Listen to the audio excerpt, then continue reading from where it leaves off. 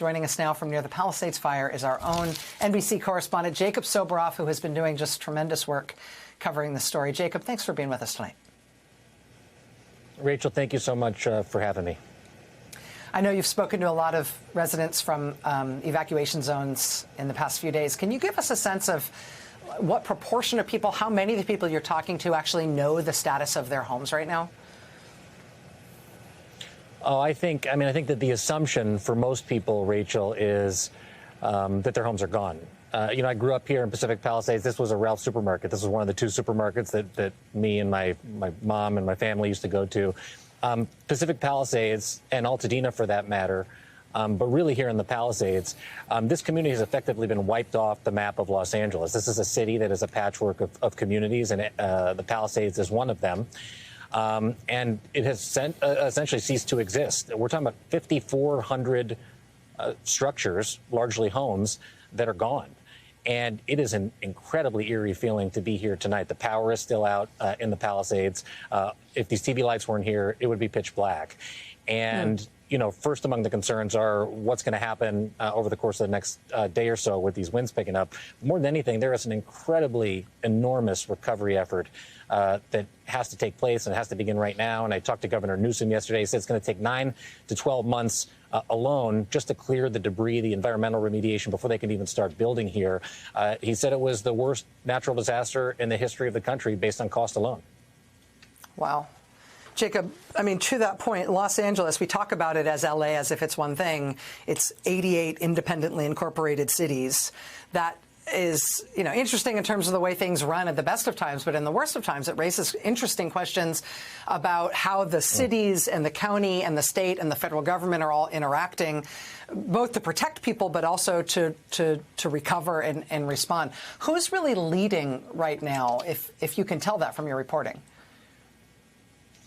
Yeah, it's a great question. The city alone is over 400 square miles, and there are 4 million residents within it. But L.A. County is the most populous county by population in the nation, with more than 12 million people. It's run by a board of supervisors. And the city, of course, is run by L.A. Mayor Karen Bass, who is getting an incredible amount of criticism here. She's come back from this international trip and briefed people almost on a daily basis, but you haven't seen her much out and about. At least we requested to talk to her tonight for you on the Rachel Maddow Show, and they didn't get back to us. I think people want to hear from the mayor of L.A. They want to hear from the governor, who has been out on the streets. But there are many questions yet to be answered. And obviously, the federal government is going to play an enormous role here, too. President Biden has committed this 100% disaster recovery for 6 months.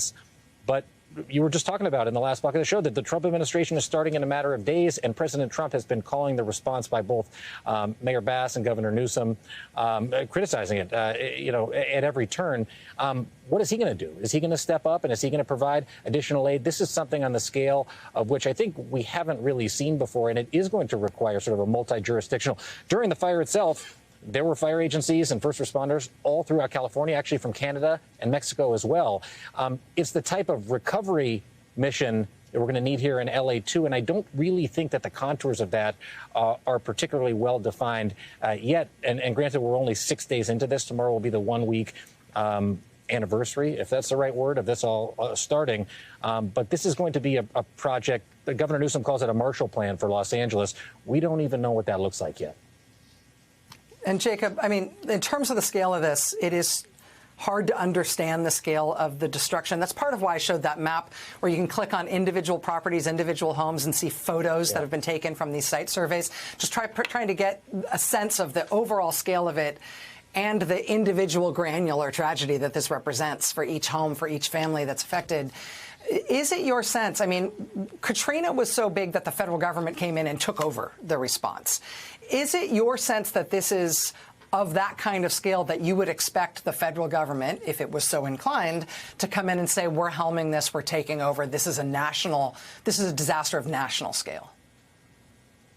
I'm a reporter, I'm not an urban planner, but I don't see how you do this on a piecemeal basis. There are 1,600 National Guard troops from California here on the ground, but effectively you have to move out everyone in Pacific Palisades, the toxic fumes and the toxic chemicals that are permeating this community.